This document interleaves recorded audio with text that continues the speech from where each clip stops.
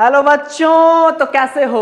रजाई में सोए हो? निकल जाओ कहीं, अगर आसपास शोर शराबे वाले जगह में बैठे हो तो वहां से भी आ जाओ यार, क्योंकि तुम्हारा 12th का एग्जाम आने वाला है और एक मॉडल सेट है, उसको आज हम लोग सॉल्व करने वाले हैं। तो कान में लगाओ हेडफोन, परिवार से थोड़ी देर के लिए अलग हो जाओ। जितना भी देर का ये वीडियो है देखो, इसमें जितने भी अभी 25 क्वेश्चन हम लोग सॉल्व करेंगे और उसके अलावा भी उस पर अगर और भी क्वेश्चन बन सकता है तो वो सब भी आपके लिए लाया हूं।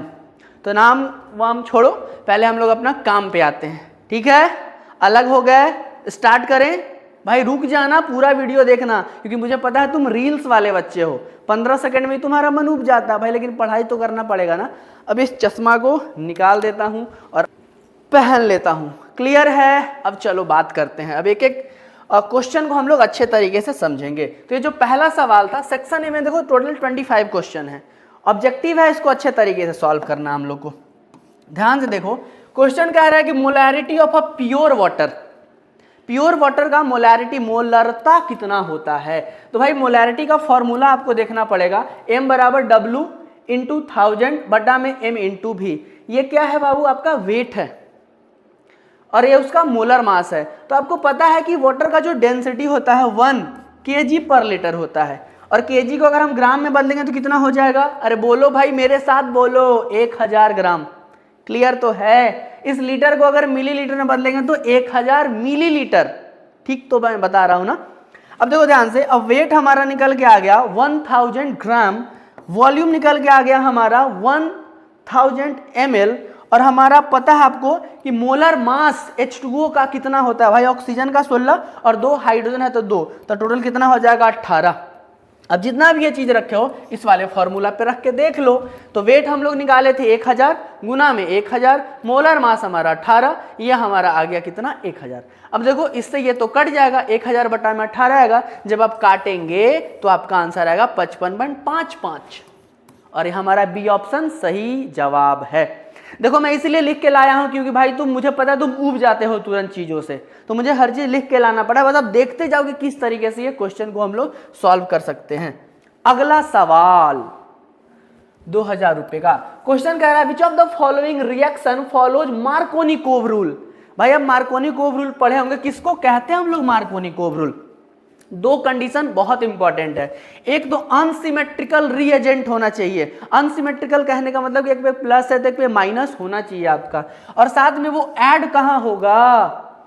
ऐड हमारा होगा अनसिमेट्रिकल एल्कीन पे। चारों ऑप्शन देखते हैं। पहला भाई आप जो देख रहे हैं ऑप्शन, ये हमारा C2H2 है तो ये हमारा, सॉरी C2H4 ये है तो हमारा एल्कीन। मगर देखो ध्यान से, जब इसका हम स्ट्रक्चर बनाएंगे तो इस तरीके से हमको ये स्ट्रक्चर दिखेगा। तो भाई ये तो सिमेट्रिकल एल्कीन है ना, तो ये तो ऑप्शन हमारा होगा नहीं। अब हम लोग बी ऑप्शन देखते हैं। बी ऑप्शन में देखो ये हमारा C3H6 है तो हमारा एल्कीन। C मान लो एक हमारा सिंगल बॉन्ड CH2 CH3, ये है तो हमारा एल्कीन है C3H6, मगर इसके साथ में जो हम लोग रिएजेंट यूज किए हुए हैं वो देखो सिमेट्रिकल है, क्लोरीन क्लोरीन है, तो इसलिए हमारा ये भी ऑप्शन नहीं होगा। ये डी वाले ऑप्शन में भी देखो, यहां पर भी हम लोग अनसिमेट्रिकल एल्कीन तो लिए हैं, मगर जो रिएजेंट लिए हैं भाई कैसा लिए आप बताएंगे? कैसा लिए हम लोग?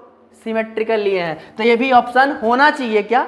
अरे नहीं होना चाहिए। तो कौन सा सही जवाब होगा हमारा? सी, क्योंकि यहां देखो अनसिमेट्रिकल एल्कीन भी है, अनसिमेट्रिकल हमारा क्या है? रिएजेंट भी है, इसलिए हमारा ऑप्शन कौन सा सही होगा? सी। अगला क्वेश्चन पे चले। कोई दिक्कत? अगर कोई दिक्कत है तो भाई कमेंट आप कर सकते हैं, आपको रिप्लाई जरूर मिलेगा। अगला क्वेश्चन, अगला क्वेश्चन, अगला क्वेश्चन फटाफट करेंगे हम लोग। देखो देखो देखो, ये कहाँ का सवाल है? चैप्टर का नाम बता सकते हो क्या? किस चैप्टर से क्वेश्चन पूछा गया? क्वेश्चन कह रहा है, during electrolysis of aqueous copper sulphate is deposited at. आप एक चैप्टर पढ़े होंगे इलेक्ट्रोकेमिस्ट्री, वहीं का ये सवाल है। तो ये जो कॉपर सल्फेट है ना, एक्वस कॉपर सल्फेट, ये डिपोजिट कहां होगा? ये हमारे कैथोड पे होगा, याद रख लो। अगला क्वेश्चन देखो, एक क्वेश्चन पूछा मगर और भी जो, अगर ये तो मॉडल पेपर था, यही थोड़ी डायरेक्ट सवाल उठ के आ सकता है। अगर इसके अलावा भी इस टाइप का कोई क्वेश्चन आएगा तो आप बता देंगे कैसे। आप देखिए क्वेश्चन पूछ रहा है, the 3D series state from 3D series, आप जब D and F block chapter पढ़े होंगे तो वहां पे 3D series, 4D series, 5D series, 6D series पूछा हो गया। तो 3D सीरीज देखो ध्यान से, कहां से कहां, ये हमारा 3D सीरीज कहां है, साइंस टीचर विनीता कृपलानी मन फेकोनी क्यों जानी, याद आ रहा है ट्रिक। तो यहां पर देखिएगा तो ये एटॉमिक नंबर 21 से स्टार्ट होता है और 30 तक जाता है। ऐसा ऑप्शन कौन सा दिख रहा है, अरे भाई पहला ही ऑप्शन में मिल गया। मगर इसके अलावा अगर ये क्वेश्चन का जब 4D सीरीज आता तो याद रखना 4D सीरीज वाइट्रियम जो यहाँ हमारा 39 से लेकर के 48 तक जाता है। कितना से कितना बोलो मेरे साथ, सोना नहीं है गुरु, पढ़ लो पढ़ लो पढ़ लो। 39 से लेकर कहां तक, 48 तक। अगर ये भी नहीं क्वेश्चन है, मान लेते हैं अगर 5D सीरीज के बारे में पूछा तो भाई तो हम तो बता ही सकते हैं ना, क्योंकि देखो ये यहां से 57 से लेकर के फिर देखो 58 से लेके जो 71 तक है वो एफ ब्लॉक में आता है, याद आ रहा है। 58 से लेकर के 71 तक एफ ब्लॉक में आता है, फिर 72 से लेकर 80 तक हमारे इस 5D सीरीज में ही आते हैं। क्लियर है, कोई दिक्कत बताइए। अगर ये भी नहीं, अगर देखो 6D सीरीज हमारा देखो 89 से लेकर के फिर हमारे यहाँ 90 से गायब है, 90 से 103 तक एफ ब्लॉक में चला जाता है, फिर यहाँ पर 104 से लेकर 112 तक किस ग्रुप में आएगा, इस किस सीरीज में आएगा, 6D सीरीज में आएगा। तो क्वेश्चन पूछा था एक, हम लोग उसके अलावा 3 क्वेश्चन और कर चुके हैं। मजा आ रहा है। चलो अगला सवाल, अगला सवाल, अगला सवाल कहाँ गया, अरे भाई अगला सवाल फंस गया क्या, एक मिनट। देखो देखो यहाँ मक्खी बैठा था इसलिए फंस गया था। अगला क्वेश्चन है CH3CH2I, जब हम इसको एल्कोहलिक केसियन से रिएक्शन करवाते हैं, पोटेशियम साइनाइड से रिएक्शन करवाते हैं, बड़ा ही इंपॉर्टेंट क्वेश्चन है, ध्यान से आप देखिएगा।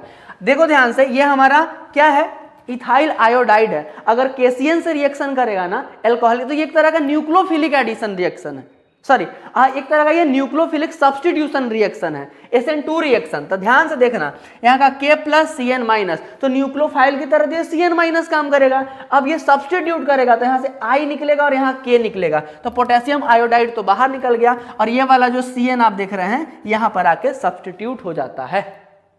क्लियर है बात, प्रोपेन नाइट्राइल बना लिया। मगर देखो क्वेश्चन तुमसे अगर ये नहीं पूछेगा तो ये पूछेगा, और ये बहुत ही इंपॉर्टेंट सवाल है। अगर केसियन होता है, एल्कोहलिक केसियन, तो देखो साइनाइड बना रहा है। अगर एजीसीएन आएगा ना तो ये आइसोसाइनाइड बनाएगा, इसलिए अच्छा क्वेश्चन बन जाता है। एग्जामिनर तुमसे फंसाना चाहेगा तो ये वाला क्वेश्चन पूछ सकता है। क्लियर है, अगला क्वेश्चन पे आए। कहीं जाना मत यार, 25 है, आराम से देख लो, मजा आएगा तुमको। देखो अगला क्वेश्चन कह रहा है 2 solution having same osmotic pressure, same osmotic pressure का बात कर रहा है। देखो अब हम लोग इसको, अगर हमको कुछ पता भी नहीं है ना कॉन्सेप्ट, तो बस हम ऑप्शन देख के सही कर लेते हैं। देखो यहाँ लिखा हुआ हाइपर, हाइपर मतलब क्या होता है, ज्यादा, जिसमें हाई ऑस्मोटिक प्रेशर हो। तो हमसे तो क्या कह रहा है, सेम ऑस्मोटिक प्रेशर, तो ये ऑप्शन तो हो ही नहीं सकता है।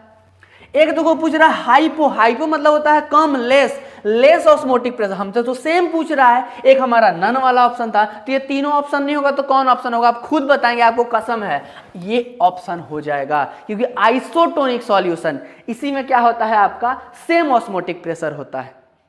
आगे चले, आगे चले, अगला सवाल बड़ा ही अच्छा सवाल। देखो ध्यान से, कह रहा है molar conductivity is maximum, molar conductivity क्या कह रहा है, मैक्सिमम होना चाहिए for the solution concentration. 4 option दिया हुआ है और देखोगे ऑप्शन के लास्ट में कैपिटल M लिखा हुआ है, कैपिटल M। पढ़े हैं आप, मोलरिटी, मोलरता पढ़े होंगे, तो आपको रिलेशन याद आएगा तभी आप इस क्वेश्चन को कर पाएंगे। तो भाई मोलर कंडक्टिविटी और मोलरिटी में रिलेशन क्या होता है, तो लेमडा M मोलर कंडक्टिविटी बराबर K कप्पा, गणपति बप्पा मोरया, कप्पा गुना में 1000 बटा में M, यानी मोलरिटी। अब देखो यहां से कंक्लूजन निकल के आ रहा है कि ये जो हमारा मोलर कंडक्टिविटी है और ये जो मोलरिटी है एक दूसरे का क्या इनवर्सली प्रोपोर्शनल नहीं है। अब दिल पे हाथ रख के बताइए तो, अरे है ना। यानी हम बोल सकते हैं कि जिस सॉल्यूशन का कह रहा है मोलर कंडक्टिविटी अगर ज्यादा, क्या मोलर कंडक्टिविटी अगर ज्यादा, तो उसका मोलरिटी क्या होना चाहिए, कम होना चाहिए। वही लाइन लिख दी आपके लिए कि आप याद कर सके। The solution having maximum molar conductivity has to be less concentration. तो मैक्सिमम हमसे मोलर कंडक्टिविटी पूछ रहा है, तो चारों में सबसे कम कंसंट्रेशन किसका दिख रहा है, देखो तो ये देखो 4 है, 5 है, 2 है और 1। अरे यही वाला ना ऑप्शन हुआ होगा जी। अरे होगा, समझ में आ रहा है कि नहीं, मजा आ रहा है कि नहीं क्लास में।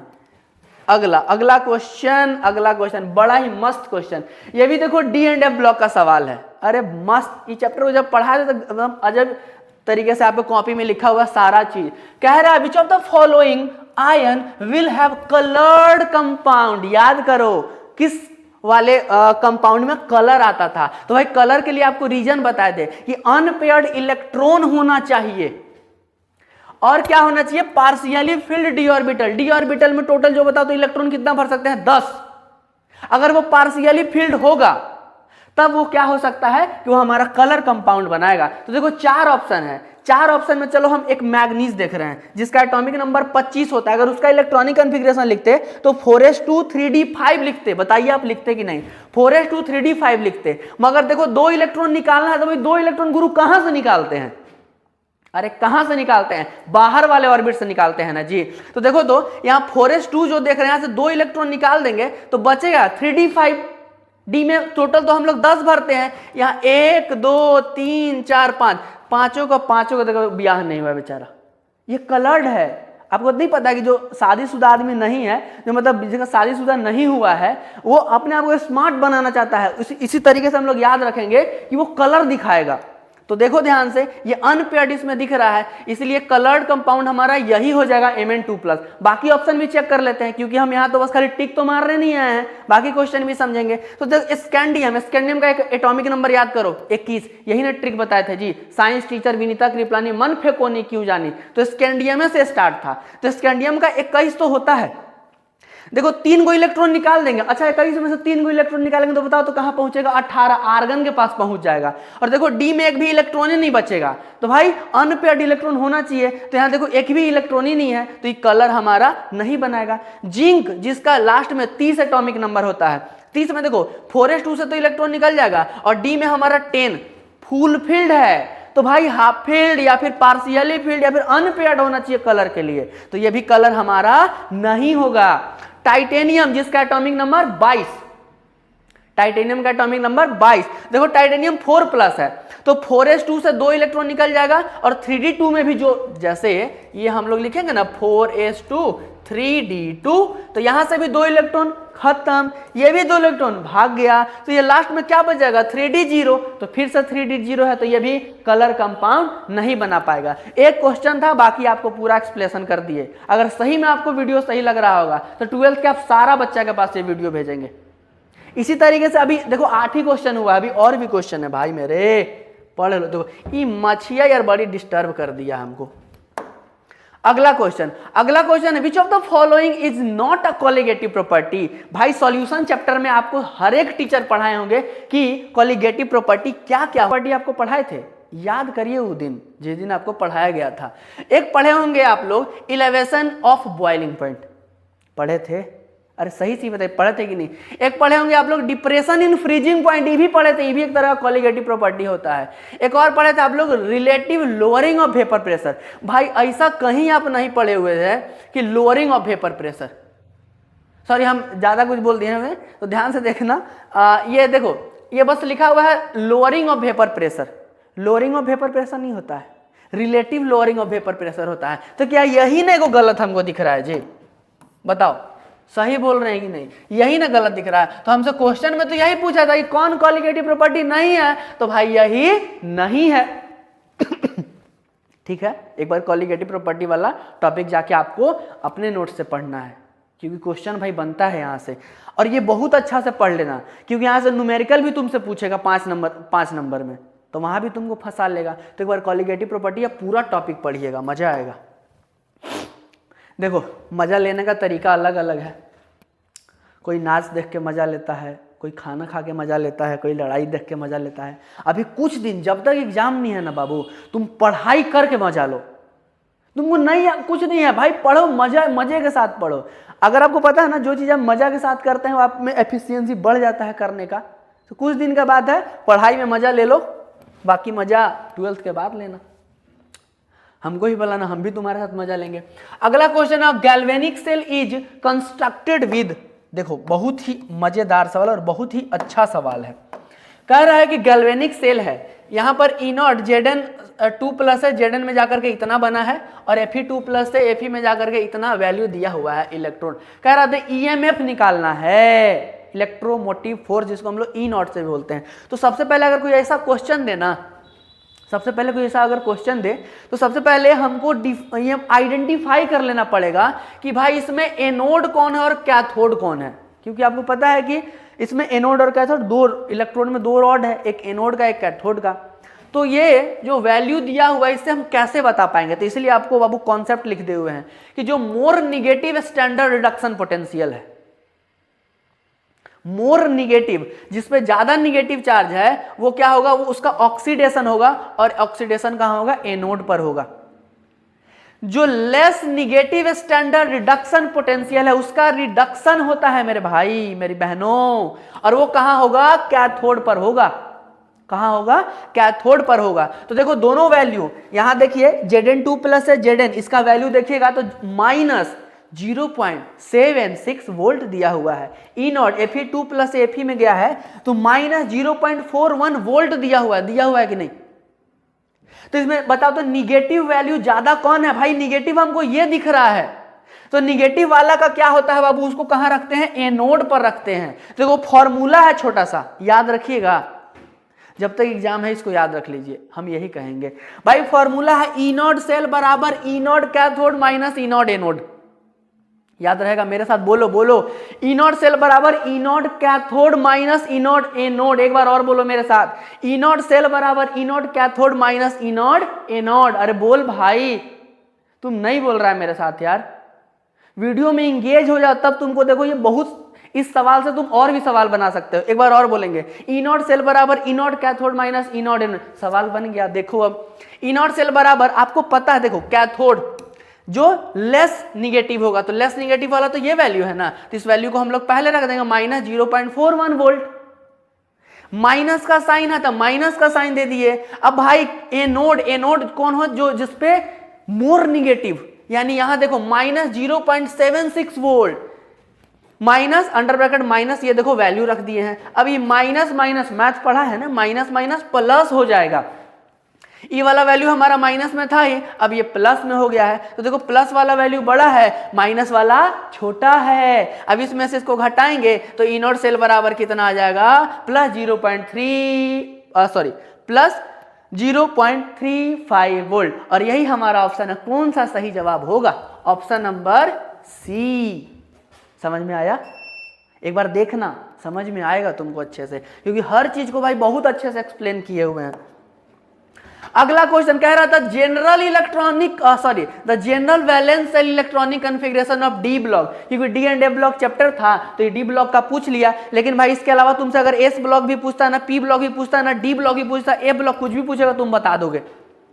ये जो देख रहे हो देखो, पहला ऑप्शन NS1 से लेकर के 2 तक, ये भाई एस ब्लॉक का इलेक्ट्रॉनिक कॉन्फ़िगरेशन है। तुमसे पूछा है डी, मगर हम टीचर, हम तुमको सब बताएंगे, तभी तो तुम यहाँ आए हो।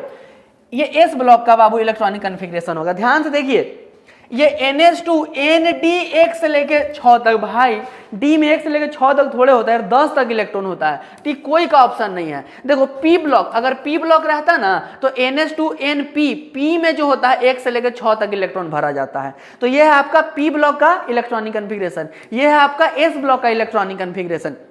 ध्यान से देखिए, N-1 डी 1 से लेकर 10 तक, NS2 1 से लेकर डी, भाई यही ऑप्शन सही यार, मिल गया गुरु, दिल खुश हो गया। यही क्या है हमारा डी ब्लॉक का इलेक्ट्रॉनिक कॉन्फ़िगरेशन। यहां देखो N-1, अगर N-2 रहता ना तब F हम लोग बोल सकते हैं। तो F ब्लॉक के लिए आपको पता है ना, पीरियोडिक टेबल में 4 ब्लॉक होता है, S P D F। तो देखो एस का बता दिए, पी का यहां है, डी वाला हमारा सही जवाब सी है। एफ का देख लो एक बार, क्योंकि एफ ब्लॉक भी तुमको 12th में पढ़ना है। तो N-2 हो सकता है डी ब्लॉक तुम्हारा इसमें मॉडल सेट में दिया है, ओरिजिनल पेपर में तुमको खेला कर दे एग्जामिनर, कोई बुढ़वा एग्जामिनर होगा, मेहरारू से लड़ाई हुआ होगा, तो भाई खनुस में कोई और क्वेश्चन डाल देगा, भयानक क्वेश्चन, तो हो सकता है एफ ब्लॉक या तो डी पूछेगा या तो एफ पूछेगा। तो N-2 एफ में 1 से लेकर 14 तक इलेक्ट्रॉन भर सकते हैं हम लोग, N-1 डी 0 से लेकर 1 तक, और NS2 यही बाबू है, या तो डी वाला या तो एफ वाला, भाई याद रख लेना यार, क्वेश्चन अगर ऐसा क्वेश्चन आएगा तो डी या फिर एफ ब्लॉक आपसे पूछ लेगा, आप मुंह बना दीजिएगा, दांत खिसोड़ दीजिएगा तुरंत अगर नहीं याद रहेगा तो। इसलिए सूरज सर का वीडियो देखना बहुत जरूरी है। आप कसम खाइए जितना भी लड़का है 12th का सबके पास एक बार वीडियो भेज देना है। उसका मर्जी, अगर आपको देखो पसंद आए तभी भेजो, क्योंकि आपको मजा आ रहा होगा इस वीडियो में, तभी भी उसी को मजा आया, क्योंकि आप ही का दोस्त था, सोच आप ही के जैसा मिल रहा होगा उसको। ठीक है ना। अब ये 11 क्वेश्चन हुआ है। 12वां क्वेश्चन बड़ा ही मजेदार क्वेश्चन। आहट टमाटर बड़े मजेदार, सुने हो ना। कह रहा which concentration unit is independent of temperature. जब सॉल्यूशन चैप्टर आप पढ़ते हैं तो ये बात को बहुत अच्छे से लिखते हैं कि कौन सा ऐसा कंसंट्रेशन है जो टेम्परेचर पे इंडिपेंडेंट है। तो भाई जो इंडिपेंडेंट होगा ना, देखो उसमें एक चीज नहीं होगा, कह रहा है कि वो टेम्परेचर के साथ में चेंज नहीं होगा, टेम्परेचर के साथ में चेंज नहीं होगा। तो यहां पर आपका जो मोलालिटी दिख रहा है ना, मोलालिटी टेम्परेचर के साथ में चेंज नहीं होता है। उसके अलावा आपका मोलारिटी, नॉर्मेलिटी, फॉर्मेलिटी सब आपका चेंज हो जाएगा। तो चेंज कौन नहीं होगा? मोलालिटी। तो देखो सेट में ये क्वेश्चन पूछा था कि टेम्परेचर इंडिपेंडेंट कौन कौन सा है। अगर डिपेंडेंट वाला आएगा तो नहीं बता दोगे भाई। एक जब ये हम इसमें बात कर रहे हैं कि ये हमारा क्या है, इंडिपेंडेंट है, तो इसके अलावा क्या है, डिपेंडेंट है। तो याद रख लेना डिपेंडेंट का एग्जांपल। देखो भाई ताकत बहुत लगा रहे हैं तुमको समझाने में, पता नहीं तुम समझ पा रहे हो कि नहीं, लेकिन समझने का कोशिश करना। अगला क्वेश्चन कह रहा था charge required for reduction of 1 mole of Cu2+ से कॉपर। Cu2+ से कॉपर में जाने में कह रहा है कि कितना चार्ज का रिक्वायरमेंट होगा। तो देखो अगर हम 1 मोल कॉपर 2+ लेते हैं ना, तो इसको रिडक्शन होने में हमको 2 इलेक्ट्रॉन का खर्चा है। कितना इलेक्ट्रॉन का? आप बोलिए मेरे साथ, कितने इलेक्ट्रॉन का खर्चा है? 2 इलेक्ट्रॉन का। तो वही है कि 1 मोल के कॉपर के रिडक्शन Cu2+ आयन के लिए हमको रिक्वायरमेंट बाबू कितने मोल इलेक्ट्रॉन का पड़ रहा है? 2 मोल इलेक्ट्रॉन का। क्लियर है इतना तक? अब ध्यान से देखिएगा, आपको 1 फराडे कह रहा है 1 Faraday charge carry by 1 mole of electron. अगर 1 फराडे चार्ज कैरी कर रहा है 1 मोल इलेक्ट्रॉन के द्वारा, तो उसका जो मान होता है वो 1 फराडे का मान कितना होता है? 96,500। कितना होता है? 96,500। तो टोटल चार्ज निकालना है। चार्ज बराबर Q, देखो Q बराबर N इंटू एफ। आप एक फॉर्मूला पढ़े होंगे, Q is equal to NE। पढ़े हैं NE। और वहीं यहाँ पे हम लोग इलेक्ट्रॉन को हम लोग फराडे में बदल दिए हुए हैं। तो N यानी कितना इलेक्ट्रॉन? तो भैया 2 इलेक्ट्रॉन का खर्चा हुआ है ना। और 1 फराडे का मान कितना होता है? 96,500। बोलो दिल पे हाथ रख के, होता है कि नहीं होता है? जब आप इससे इसको मल्टीप्लाई करेंगे तो आपका जो आंसर आएगा 1,93,000। कौन सा ऑप्शन दिख रहा है? 1,93,000 कूलाम। क्योंकि आपको देखिए चार्ज का जो यूनिट होता है वो क्या होता है? कूलाम होता है। तो खाली थ्योरेटिकल क्वेश्चन नहीं, आपको न्यूमेरिकल भी फंसा सकता है। तो मास्टर सबका व्यवस्था आपके लिए करके आया है। अगला क्वेश्चन बड़ा ही मजेदार क्वेश्चन। ये क्वेश्चन सच बता रहे, एक दिन पहले जो क्लास लिए थे उसमें क्वेश्चन किए हुए हैं हम लोग। आप तो मतलब ऑनलाइन देख रहे हैं तो आप सीखिए ऐसे क्वेश्चन को कैसे करते हैं। कह रहा है रिडक्शन ऑफ HCHO, यानी देखो एल्डिहाइड ग्रुप है, मिथेनल या फिर फॉर्मल्डिहाइड, इसका रिएक्शन करवाना है मिथाइल मैग्नीशियम ब्रोमाइड के साथ में, और साथ में इसका हाइड्रोलिसिस भी करवा के और प्रोडक्ट क्या मिलेगा ये बताना है। तो ध्यान से देखो, ऐसे हम लोग लिखे हुए हैं, ये है हमारा मिथेनल, ये क्या है हमारा? मिथेनल। एक मिनट,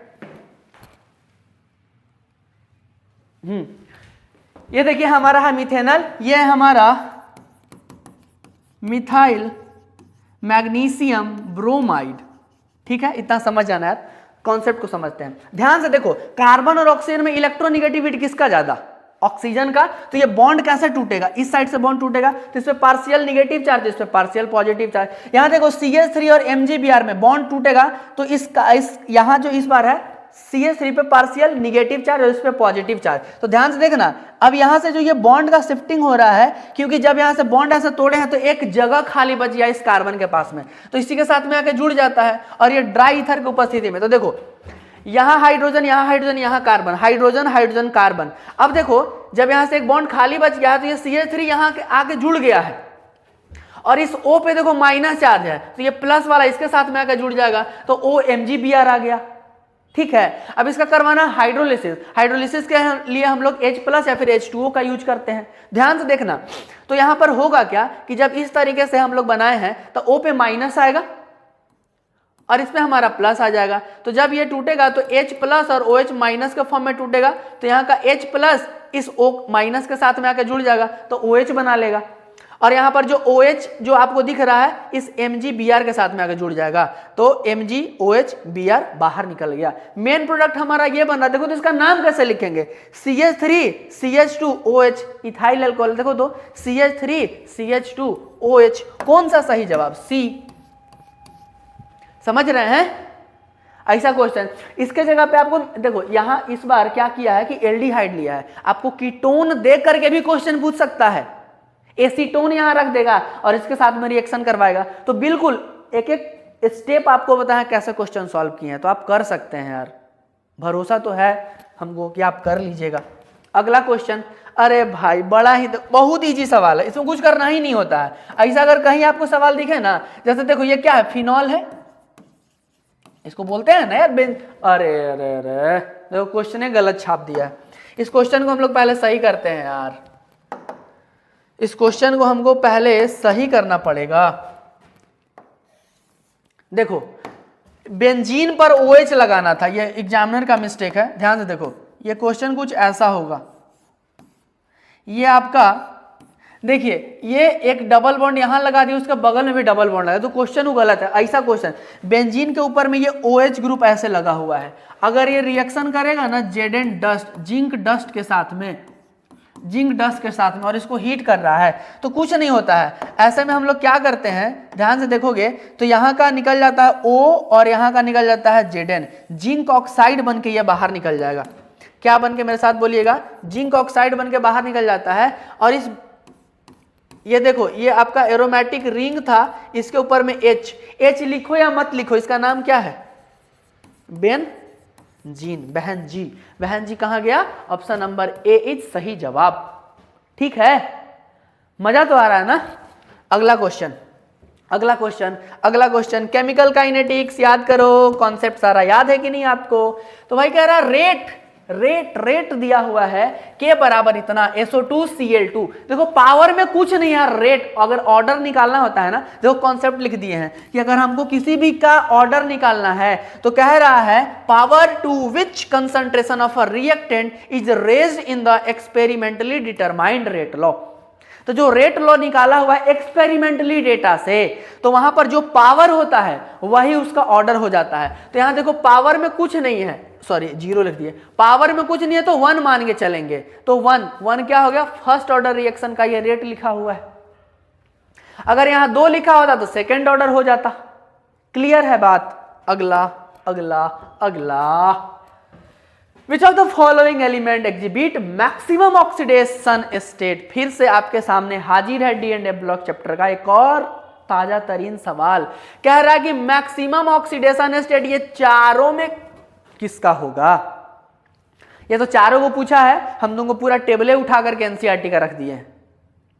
तो ध्यान से देखोगे ये जो मैग्नीज आपको जो दिख रहा है ना, ये मैग्नीज में ही देखो +7, यानी maximum oxidation state D block में सबसे ज्यादा कौन दिखाता है बाबू? मैग्नीज। तो मैग्नीज हमारा सही जवाब है। बचपन जब हम क्लास लेते बचपन पूछता था सर कुछ कुछ ज्यादा यहाँ पे बोल्ड अक्षर में लिखा हुआ है, तो भाई टाइटेनियम में जो होता है ना +4 ज्यादा स्टेबल होता है, इसमें तो एक ही है +3, इसमें हमारा +5, ये मैक्सिमम ऑक्सीडेशन स्टेट इसका हो जाएगा वेनेडियम का। क्रोमियम में 2 होता है, एक होता है +3 एक +6, तो ये हमारा मैक्सिमम वाला है। इसी तरीके से यहां से देखो क्या होता है, धीरे धीरे बढ़ रहा है और फिर धीरे धीरे घट जाता है। तो हमसे क्वेश्चन पूछा था कि मैक्सिमम ऑक्सीडेशन स्टेट किसका होगा, तो भाई किसका होगा आप खुद बताएंगे, किसका होगा? मैग्नीज का होगा। अगला क्वेश्चन पे चले। जो भी क्वेश्चन में डाउट हो आप कमेंट जरूर करें, वीडियो लगे अच्छा तो शेयर जरूर करें। अगला क्वेश्चन 18वां नंबर, देखो देखो देखो देखो ये क्वेश्चन कहाँ का है आप बताइए तो? चैप्टर पहचान रहे हैं, कोऑर्डिनेशन कंपाउंड, उप सह संयोजक यौगिक। क्वेश्चन है कि आपको समन्वय संख्या और ऑक्सीकरण संख्या बताना है। कह रहा है कि कोऑर्डिनेशन नंबर और ऑक्सीडेशन नंबर बताना है। आयरन का एक कंपाउंड लिखा हुआ है FeC2O4 का, देखो होल 3 का ऊपर पावर है -3, दो चीज पूछ रहा है, एक आपसे कोऑर्डिनेशन नंबर पूछ रहा है और एक आपसे ऑक्सीडेशन नंबर पूछ रहा है। देखो कोऑर्डिनेशन नंबर कैसे निकालते हैं, जो ब्रैकेट में लिखे हुए हैं ना, ये जो नंबर है तो ध्यान से देखना है, ये जो C2O4 2- ऑक्जेलेटो लिगेंड है, C2O4 2- का जो नाम है ऑक्जेलेटो, एक तरह का ये बाइडेंटेट लिगेंड है, यानी सेंट्रल मेटल एटम को दो तरफ से इसको जो भी है मतलब उसको जुड़ेगा। तो एक अगर ऑक्जेलेटो रहता तो उसका दो डेंटिसिटी, तो भाई 3 है, तो 3 दूना 6, तो कोऑर्डिनेशन नंबर कितना हो जाएगा 6। ऑक्सीडेशन स्टेट कैसे निकालते हैं, क्वेश्चन आपसे पूछ सकता है, क्वेश्चन आपसे पूछ सकता है, आपको आना होगा। तो ध्यान से देखो, आयरन का पूछ रहा है ना, तो जिसका पूछता है उसको x बोल देंगे, जिसका पूछता है उसको x मान लेंगे। अब ध्यान से देखो, ये जो C2O4 है ये है कितना, 3 है ना, मगर आपको बोले हैं कि ऑक्जेलेटो है तो ये क्या है, बाइडेंटेट लिगेंड है। तो देखो 3 है और 1 का कितना होता है -2, बराबर देखो टोटल चार्ज कितना है -3 है, तो -3 लिख दिए। अब देखिए x, और देखो 3 से -2 को गुना करेंगे तो -6 बराबर -3। अब देखो ये -6 उधर जाएगा तो क्या होगा +6, और +6 में से -3 गया तो कितना बचेगा +3। तो हमको 2 आंसर आ चुका है कि 6 और +3, ऑप्शन 6 और +3, ए ऑप्शन क्या होगा, सही जवाब होगा। इसके अलावा भी कोई आएगा तो आप बता पाएंगे कि नहीं। आप भाई लिगेंड आपको याद रखना पड़ेगा कि बाइडेंटेट किसको बोलते हैं, मोनोडेंटेट किसको बोलते हैं, तब ऐसा क्वेश्चन आप सॉल्व कर पाएंगे। अगला क्वेश्चन 19 नंबर, संयम बना के रखो, 25 तक सवाल है, कर लो अच्छा लगेगा। क्वेश्चन कह रहा है कि सॉल्वेट आइसोमेरिज्म इसमें से कौन सो करेगा चारों में से, तो सॉल्वेट बोल लो या फिर हाइड्रेट आइसोमेरिज्म। कह रहा है कि जिसका जो सॉल्वेंट वाटर होगा ना, जिसका सॉल्वेंट वाटर होगा वही सॉल्वेट आइसोमेरिज्म शो करेगा। तो यहाँ कहीं भी आपको पानी दिख रहा है, H2O कहीं दिख रहा है नहीं, तो ये ऑप्शन नहीं होगा। क्या यहाँ दिख रहा है नहीं, तो ये भी ऑप्शन नहीं होगा। क्या आपको कहीं यहाँ पे H2O दिख रहा है नहीं, तो ये भी नहीं होगा। यही तो हमको पानी दिख रहा है, तो यही ऑप्शन वहां हो जाएगा। ताली बजा दो। अगला क्वेश्चन बिल्कुल एकदम अजीब तरीके से, देखो पूरा सीरियस होकर पढ़ाएंगे और तुमको भी अच्छा नहीं लगेगा, सही बात है ना। आपको थोड़ा हम कोशिश कर रहे हैं यार, मेरे साथ आप जुड़े रहो, भाई बहन की तरह मेरे साथ पढ़ो अच्छे से। देखो क्वेश्चन है CH3CH2Cl, जब हम इसको सोडियम आयोडाइड से रिएक्शन करवाते हैं तो हमारा लास्ट में देखो आयोडीन जुड़ गया और NaCl बाहर निकल गया है। याद करिए, हेलोएल्केन हेलोरीन चैप्टर याद आ रहा है, वहां पे आपको पढ़ाया गया था कि अगर कोई भी एल्काइल हैलाइड में अगर क्लोराइड या फिर ब्रोमाइड रहे, अगर वो आगे जाकर एक्सचेंज होकर के आयोडाइड में कन्वर्ट हो जाए तो वो कैरेक्टरिस्टिक फीचर है बाबू फिंकल-स्टेन रिएक्शन का। याद आ रहा है, फिंकल-स्टेन रिएक्शन में आयोडाइड बनता था। अच्छा तुम बताओ, एक सवाल है, तुम कमेंट में इसका जरूर आंसर करना, करोगे ना। स्वार्ज रिएक्शन का प्रोडक्ट क्या बनता है? फिंकल-स्टेन देखो पूछ लिया, हो सकता है तुमसे स्वार्ज रिएक्शन पूछ ले। क्या पूछ ले? स्वार्ज, SWARTZ, स्वार्ज रिएक्शन का प्रोडक्ट क्या बनता है, हो सकता है क्वेश्चन जो हमसे पूछ सकता है। देखो बाकी ऑप्शन हम लोग, देखो हमारा तो ऑप्शन आ गया कि फिंकल-स्टेन रिएक्शन होगा, ठीक है, क्योंकि उससे उसका लक्षण है आयोडाइड बनाने का, बना लिया। ऊर्ज रिएक्शन क्या है, याद आ रहा है? इसमें हम लोग जो भी लेते थे 2 मोल यूज करते थे, एल्काइल हैलाइड 2 मोल यूज करते थे। तो देखो RX और फिर एक और RX, सोडियम से रिएक्शन करवाते थे in the presence of dry ether, तो क्या बनता था, हमको हायर एल्कीन मिलता था। अगर एक कार्बन से अगर हम लोग एक कार्बन का एल्काइल हैलाइड लिए हुए हैं ना, तो एल्केन यहाँ पे 2 कार्बन का बन जाएगा। अगर आप 2 कार्बन का लिए हुए ना तो 4 कार्बन बन जाएगा, मतलब सिमेट्रिकल एल्केन बनता है ऊर्ज रिएक्शन से, ठीक है। ऊर्ज रिएक्शन में क्या बनता है, सिमेट्रिकल एल्केन बनेगा। देखो एक सेंड मेयर रिएक्शन है, और ये आपको नोट्स ऐसे क्वेश्चन आता है, right short notes on send mayor reaction, आपको आना चाहिए 2 से 3 नंबर में 3 क्वेश्चन पूछता, मतलब शॉर्ट नोट 3 पे आता है लिखने के लिए, और वो टोटल 5 नंबर का होता है। तो सेंड मेयर रिएक्शन में होता क्या है, शुरू में हम लोग देखो एनिलीन लेते हैं, और एनिलीन से हम लोग बनाते हैं डाइजोनियम सॉल्ट, और सेंड मेयर रिएक्शन में यही होता है कि जो हमारा डाइजोनियम सॉल्ट बन गया उस पर हम लोग क्या करते हैं कि कोई भी अगर उसमें हमारा क्या होता है, अगर CuCl लिए हैं तो ये सब हट करके Cl जुड़ जाएगा, अगर CuCN लिए हुए रहते तो यहाँ पे हमारा Cn जुड़ा हुआ रहता। तो वही बात है कि क्या होता है, एरोमेटिक रिंग के ऊपर में हैलोजन या फिर साइनाइड ग्रुप आकर के जुड़ जाता है। तो सेंड में रिएक्शन का शॉर्ट नोट्स आप खुद से लिखने का कोशिश करना भाई, सही बता रहे हैं। क्वेश्चन आप प्रीवियस ईयर पलटेंगे ना, आपको बहुत बार मिलेगा आया हुआ। अगला क्वेश्चन पे आए, 5 क्वेश्चन और है, धैर्य बना कर रखिए। अगला क्वेश्चन है एल्डोल कंडेंसेशन, याद आ रहा है? एल्डोल कंडेंसेशन का बताओ तो बाबू कंडीशन क्या होना चाहिए? सर अल्फा हाइड्रोजन इंपॉर्टेंट है, हम लिख दिए हैं कि एल्डोल कंडेंसेशन के लिए कह रहा presence of at least 1 alpha hydrogen. और अल्फा हाइड्रोजन कहां होगा? अल्फा कार्बन पे होगा, यानी alpha carbon must be sp3 hybridise. अल्फा कार्बन पे हाइड्रोजन जो मौजूद होता है उसको अल्फा हाइड्रोजन बोलते हैं, और अल्फा जो कार्बन होगा वो sp2 होना चाहिए। अब ऑप्शन चेक करते हैं, देखो ध्यान से, ये तो हमारा CHO है, इसके जस्ट बगल वाला कार्बन को हम लोग अल्फा कार्बन बोलेंगे।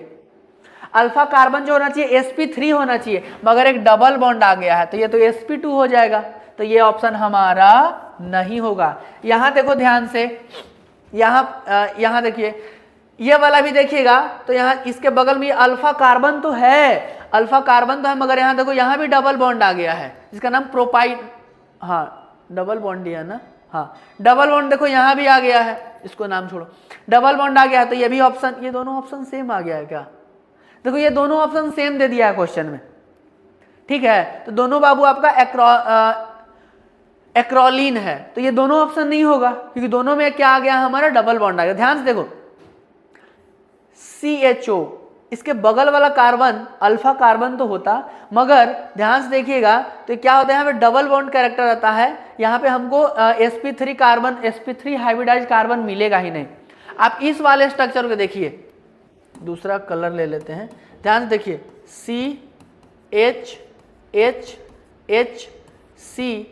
CHHCHO, देखो ये मेन ग्रुप, इसके बगल वाला कार्बन को हम लोग क्या बोलेंगे? अल्फा कार्बन बोलेंगे, और अल्फा कार्बन में देख रहे हो 3 हाइड्रोजन मौजूद है। तो एल्डोल कंडेंसेशन वाला जो अब प्रॉपर्टी है कौन मैच कर रहा है? यही वाला, तो यही हमारा सही जवाब हो जाएगा, डी ऑप्शन। sp3 होना चाहिए, अल्फा हाइड्रोजन कम से कम एक जरूर होना चाहिए, नहीं होगा ये केस पॉसिबल ही नहीं है, ठीक है। अब बच गया 4 सवाल। अगला क्वेश्चन, गटर मान, नाली वाला गटर नहीं, साइंटिस्ट का नाम था बेचारा, अपने नाम पे ही रिएक्शन बना दिया, कितना बड़ा बाबू 30 मार्क खान था। तो कह रहा है one of the reagent for Gattermann reaction. Gattermann, पहले तो हमको जानना पड़ेगा कि गटरमान रिएक्शन का इस्तेमाल कहाँ करते हैं।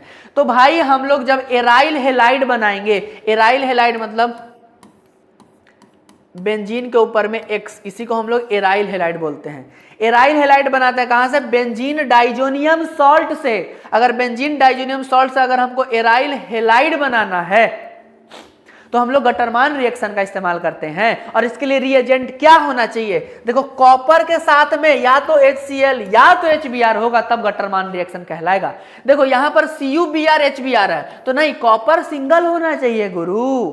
कॉपर के साथ में आप कुछ मत लीजिए, उसके साथ अलग जो भी होगा हाइड्रोजन क्लोरीन या फिर हाइड्रोजन ब्रोमीन आ सकता है। तो ऐसा ऑप्शन हमको एक ही दिख रहा है, Cu के साथ में HCl, तो वही हमारा क्या होगा? सही जवाब। रह गया 3 सवाल।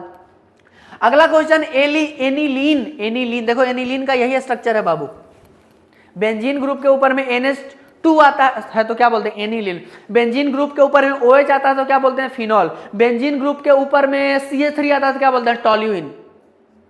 याद आ रहा है? तो यही देखो हमारा टॉल्यूइन है क्या, सॉरी भाई मेरे, एनिलीन है। क्या है ये? एनिलीन है। तो कह रहा है aniline more basic than NH3, more basic than NH3।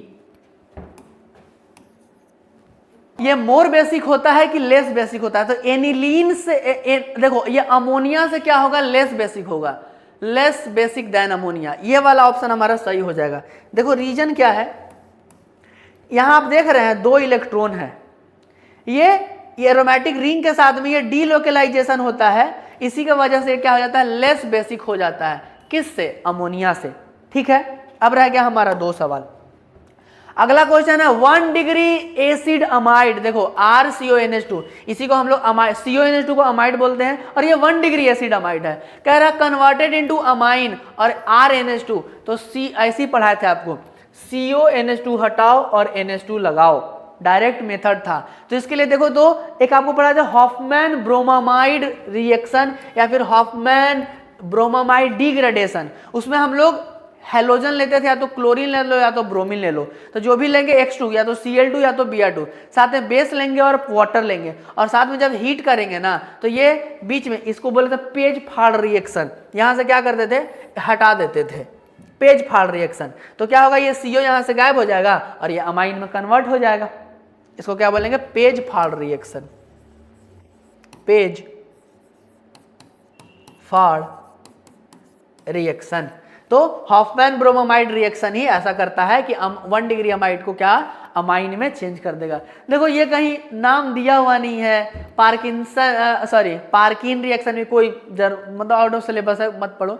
Saint में रिएक्शन आपको बता ही दिए कि कोई भी डाइजोनियम सॉल्ट को एराइल हेलाइड या फिर साइनाइड में देखो यहाँ चेंज करता था, पढ़े हैं ना हम लोग पीछे, तो चेंज करता था, तो उसी को हम लोग क्या बोलेंगे, सेंट मेयर रिएक्शन। आ चुका है लास्ट सवाल, कह रहा है कि माल्टोज इज अ डाइसैकेराइड।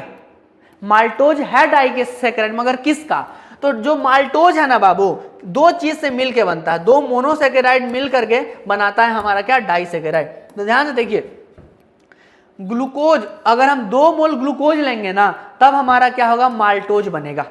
तो हमारा 2 मोल ग्लूकोज वाला ऑप्शन कहीं दिख रहा है, देखो ऑप्शन नंबर सी तो इसका सही जवाब हो गया। तुमसे अगर माल्टोज ना पूछे, तुमसे अगर लैक्टोज पूछ लेगा, तो जब हम लोग लैक्टोज का हाइड्रोलिसिस करवाते हैं ना तो ग्लूकोज और गैलेक्टोज बनता है। सवाल ऐसे पूछ सकता है कि लैक्टोज किसका डाइसैकेराइड है, तो ग्लूकोज और गैलेक्टोज का। क्वेश्चन ये भी पूछ सकता है कि सुक्रोज किसका डाइसैकेराइड है, तो ग्लूकोज और फ्रक्टोज का, ग्लूकोज और फ्रक्टोज का, क्योंकि जब हम लोग सुक्रोज का हाइड्रोलिसिस करवाते हैं तो ग्लूकोज और फ्रक्टोज बनता है। लास्ट तक अगर आप वीडियो देखे हैं उसके लिए थैंक यू सो मच। एक बात मेरा आप ध्यान से सुनिएगा, अभी ये जो 25 क्वेश्चन था बाबू, ये ऑब्जेक्टिव क्वेश्चन था। अगर सच में आपको वीडियो में मजा आया होगा, अगर आपको कॉन्सेप्ट क्लियर हुआ होगा, 25 क्वेश्चन था मगर तुमको 45 क्वेश्चन के बराबर में इसको समझाए हैं। हर क्वेश्चन का पूरा डाइसेक्शन जो होता है ना, चीर फाड़ करना, पोस्टमार्टम करना, वो तुम्हारे सामने किए हर क्वेश्चन का। उसका ऑप्शन तहाक से पता है कि कौन सा ऑप्शन में और क्या एक्स्ट्रा चीज पूछ सकता है। अगर वीडियो सच में अच्छा लग रहा है तो आप सबसे अनुरोध है कि वीडियो को 12th के हर बच्चे तक पहुंचाइए, चाहे वो झारखंड बोर्ड का हो, बिहार बोर्ड का हो, यूपी बोर्ड का हो, डजेंट मैटर। क्वेश्चन ऐसा ही, यही पैटर्न में क्वेश्चन आपसे पूछ सकता है। वीडियो अच्छा लगे तो धन्यवाद, लाइक करना, कमेंट करो और शेयर करो। कमेंट भाई सबको ही करना है यार प्लीज, तभी तो हमको और मोटिवेशन मिलेगा कि इसका जो सब्जेक्टिव क्वेश्चन है उसको भी इसी तरीके से, मजेदार तरीके से हम लोग यहीं पर सॉल्व कर लें। एक क्वेश्चन के अंदर में आपको बहुत सारा क्वेश्चन सिखा देंगे। वीडियो अच्छा लगे एक बार और से धन्यवाद। चैनल को आप सब्सक्राइब भी कर लेना, क्योंकि और भी हो सकता है सब्जेक्ट के वीडियोज आप तक मिले।